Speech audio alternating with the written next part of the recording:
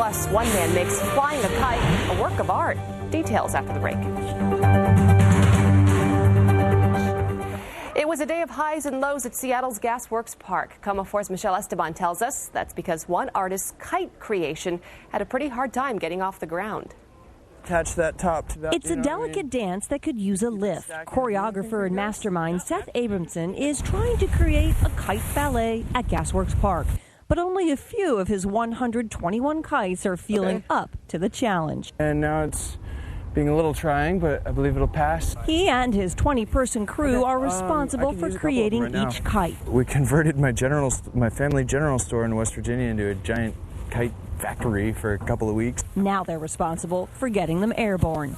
Keeping them up is the hard part. A walk in the park slows to a stop as a crowd takes in the spectacle.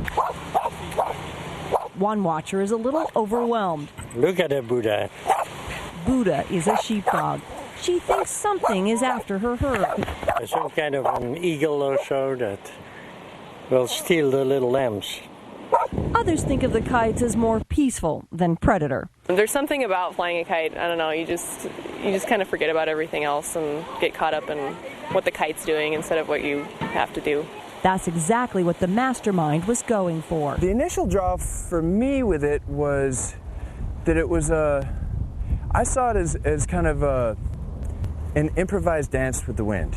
And that very much intrigued me, to have this relationship with nature. As the gusts get gustier, those dancers hit their mark. As you can see, the stack right here has decided to be cooperative, which is exciting.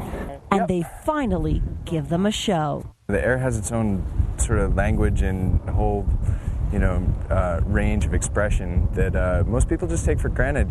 We're floating around in the sea of air all the time, and nobody really ever thinks about it. Michelle Esteban, KOMO4 News. What a cool thing to see. The event was sponsored through the credit unions of Washington as a gift to their customers.